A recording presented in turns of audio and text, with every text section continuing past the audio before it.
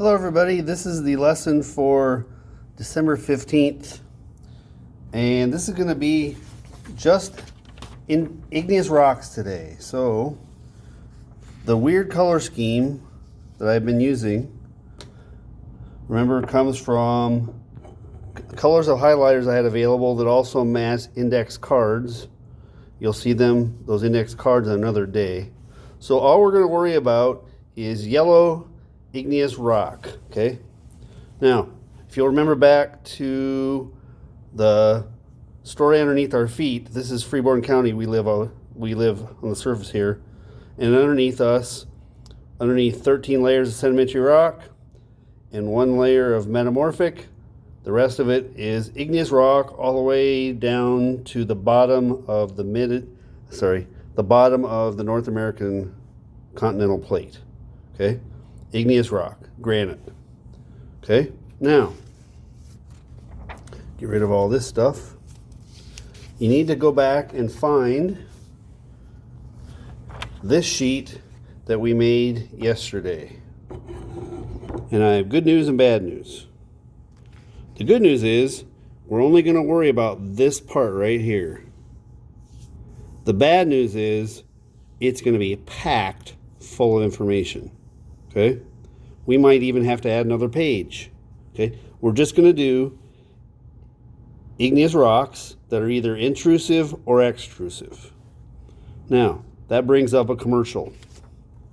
I've only had a few people do the assignment, and it's due on the 22nd. Don't put it off. I need you to find rocks that have igneous intrusions in them. I got too much light on here. Let me see if I can get rid of some of it. I forgot about that when I walked into my room.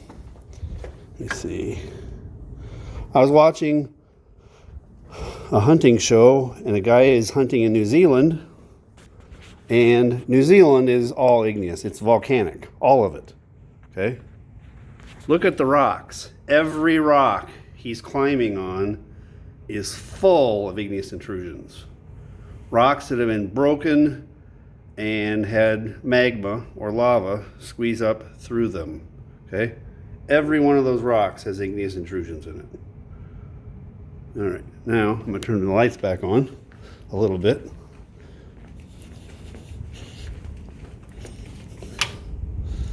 All right, next thing. So I have a whole bunch of show and tell rocks, and everything's going to be igneous today, and some of it will be made from lava and some of it will be made from magma. All right,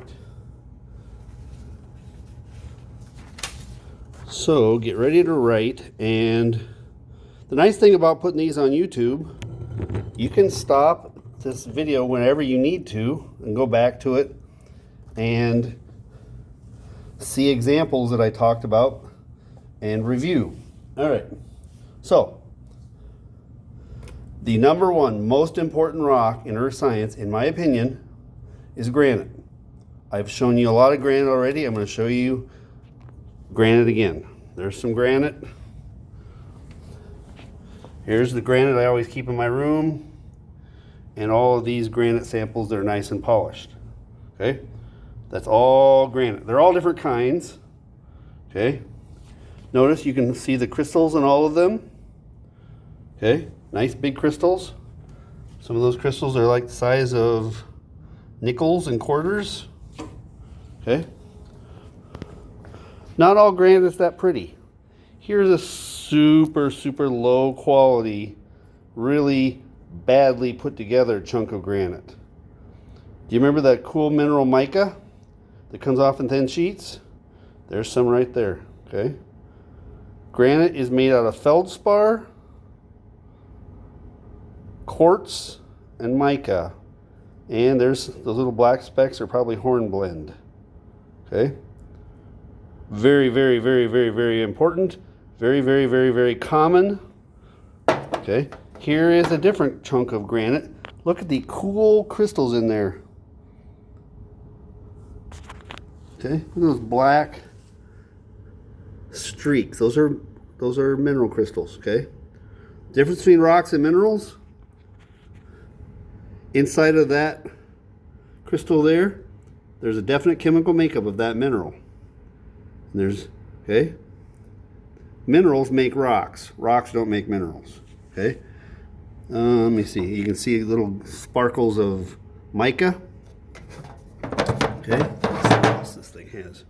And up here on the corner, by my thumbnail, that's a big chunk. This corner is feldspar. Okay. This came from South Dakota by Crazy Horse, where they're carving that ginormous monument. Okay. All right. So that was granite, the most important rock in our science. The best example of all of igneous rock. Okay, so write down. This is going to be, it's intrusive because it was made inside the earth. Write down granite. Now, I'm at 6 minutes already, so I'm going to say 4 to 6. That's the counter reading. Hopefully you can read that. That you could go back on this video and see pictures of granite from about 4 minutes to about 6 minutes. Okay, now, let me see. Let's tell you it's made out of mica, feldspar, quartz, hornblende,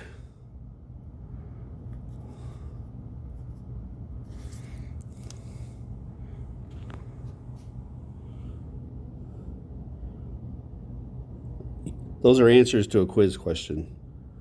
Just saying. All right. All right. Now, that's not the only igneous rock that matters. Okay? Now, I want you to think about a root beer float. Okay? If you don't like root beer, think of your favorite kind of pop, and you decided to make floats with vanilla ice cream and pop. Okay? I would encourage you to maybe make one of these for science. Okay?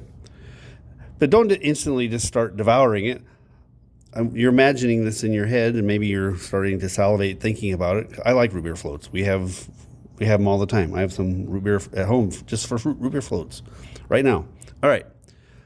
Picture you pouring in this carbonated pop, and the ice cream's dissolving. Most of you aren't weird like me, but I've noticed what a root beer float is like. Okay?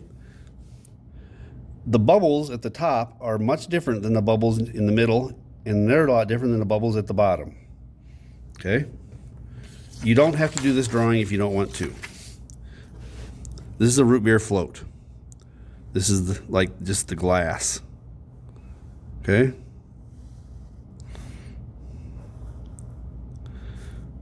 And if you are somebody, you're not the only one. If you're somebody who's like, I seriously don't like root beer Fiscus, you should try it sometime with strawberry pop. I don't like strawberry pop unless it's with a float, and then it's amazing. Or 7-Up floats are really good.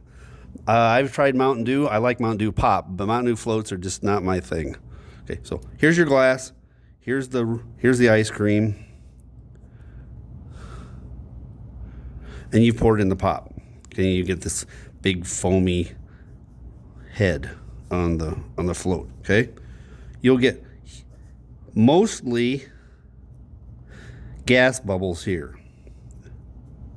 That's the CO2 gas. Okay, and it's, there's no bubbles down here at the bottom. There'll be tiny bubbles here and medium bubbles here. Okay, I know it's wintertime, but floats are good anytime. You should try this and just look. Okay, use a straw as a subsurface sampling device. Okay, there's hardly any flavor up here. It's almost all just foam.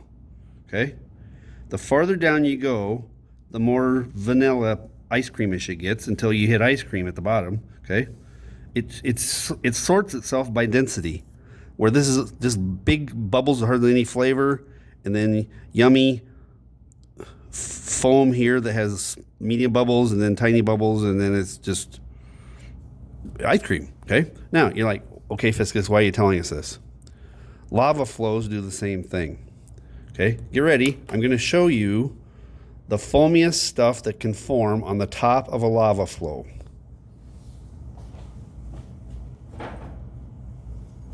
This stuff, okay?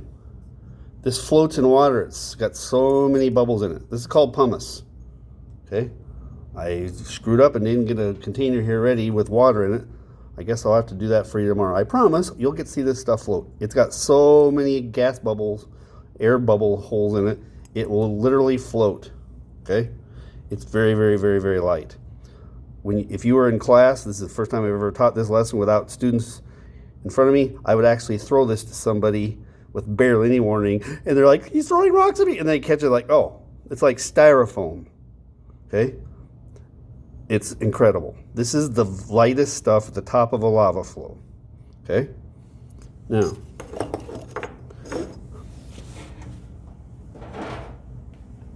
go back to your mental picture of a root beer float of what it's like underneath the foam. This is the next layer down in the lava flow. Okay, this stuff, it's gross.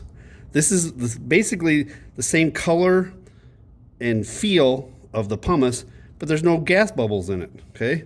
This stuff would not float, okay? This is called rhyolite.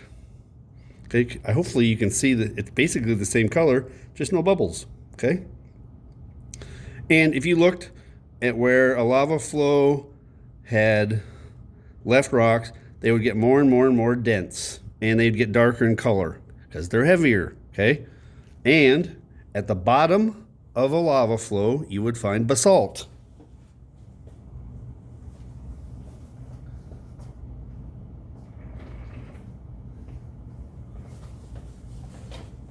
Like this. Tiny, tiny, tiny, tiny, practically invisible crystals, okay? Ugly, heavy, dense, pretty boring, okay? This is the heaviest stuff in the lava flow. All right, now, we need to write that down. So, I'm gonna get rid of this, back to this. All right, now, granite forms inside the earth. You have great big crystals because it's slow cooling, okay? Extrusive rocks that cool up on the surface made out of lava, okay? So the first one I showed you was pumice, and then rhyolite, and then basalt. And I'm at 13 minutes now.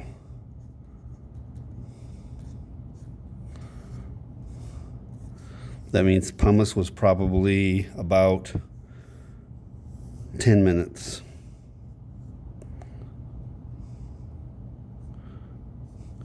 All right, now, these are all extrusive, okay?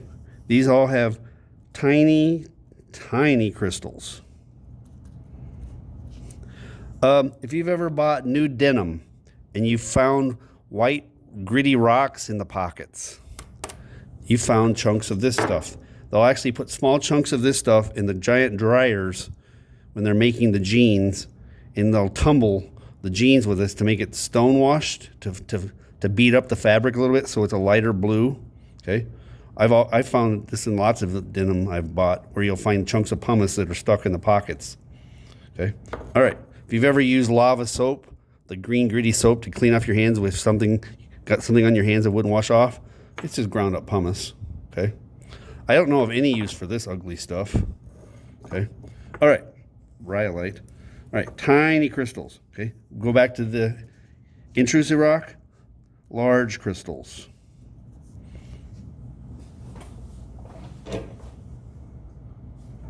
Very large crystals, okay?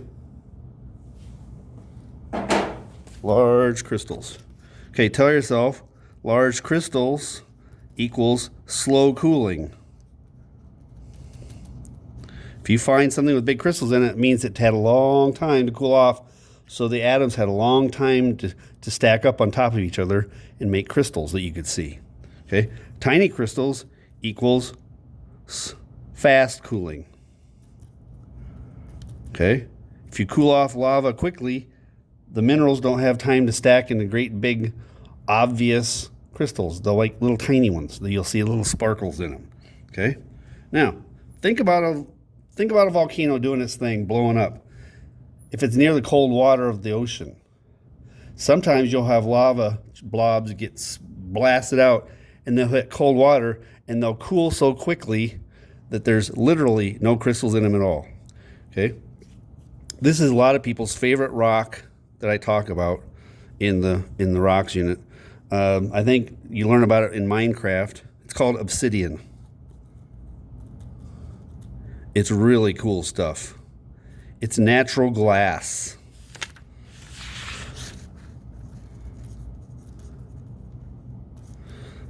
It had instant cooling.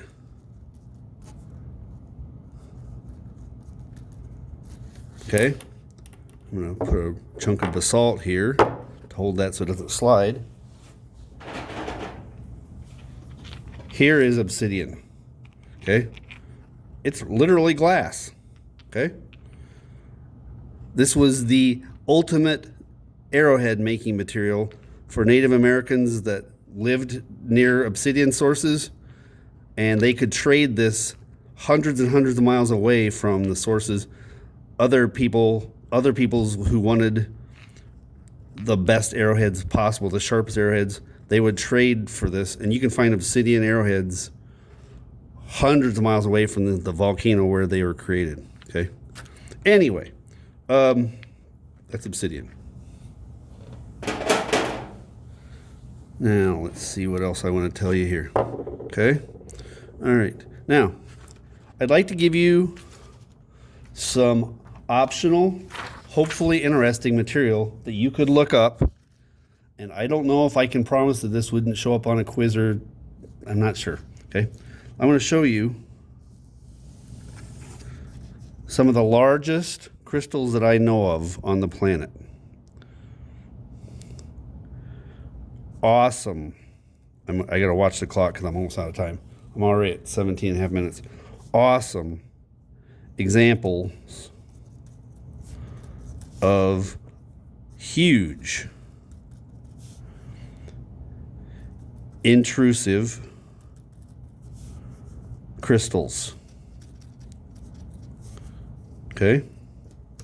Now think about it. We've talked about igneous intrusions, okay? Rocks that have had magma or lava find its way through cracks, okay? Think of the ultimate igneous intrusion. It's called a volcano, okay? So here's what I'm getting at. Devil's Tower, Wyoming.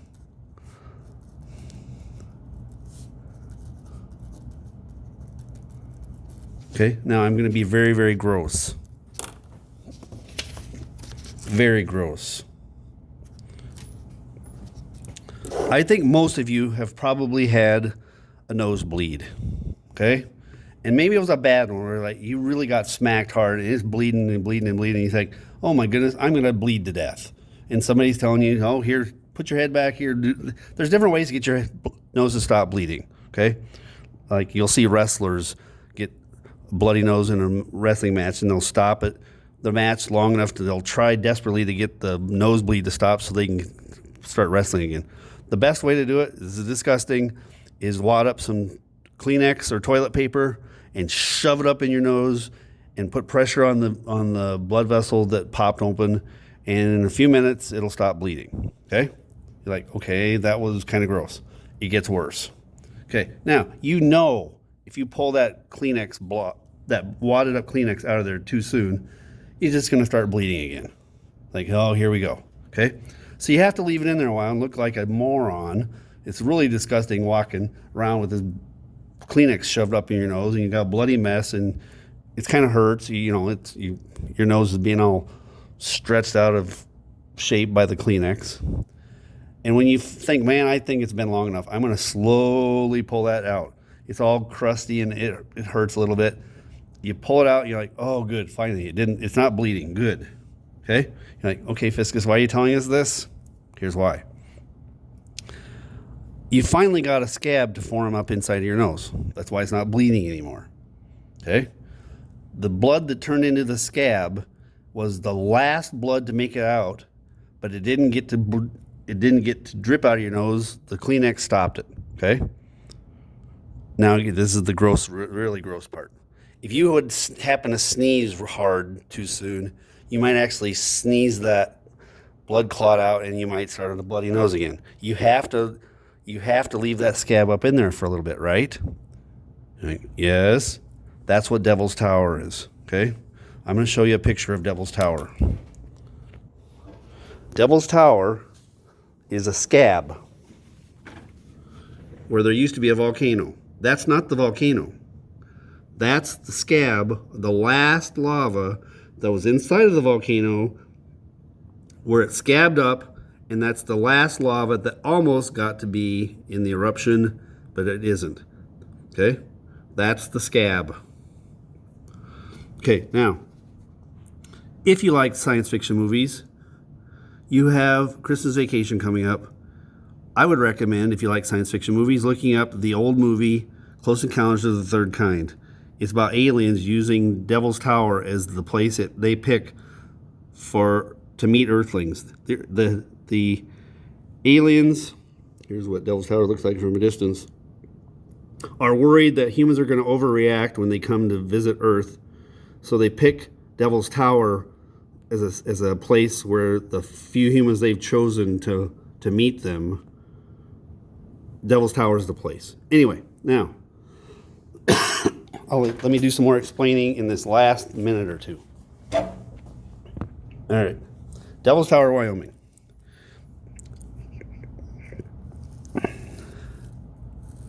This is the before,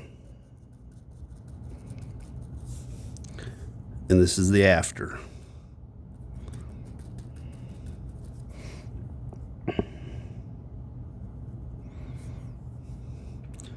Here was the volcano.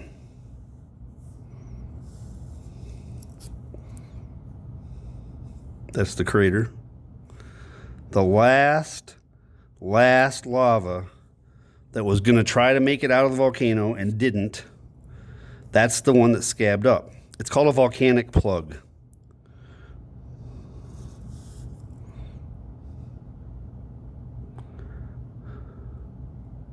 The volcano stuff itself was soft enough that water and wind and time eroded it away. The volcano's gone.